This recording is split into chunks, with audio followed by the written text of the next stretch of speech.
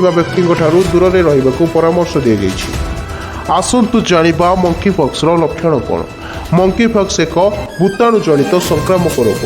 Monkey पॉक्सर विशेष लक्षण chicken pox लक्षण भली समान।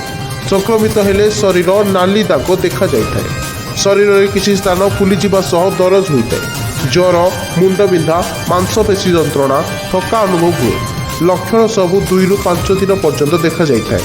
रोगी व्यवहार करुवा जिनिस माध्यम भूताणु व्यापी थाए। भूताणु संस्पर्श में आसबार प्राय 10 दिन पर रोग आरंभ हुए। आसतु जानिबा कौन करेंगे एवं कौन करेंगे। संक्रमण रक्षा पाइबा बारंबार साबुन रे हाथ धोइबे।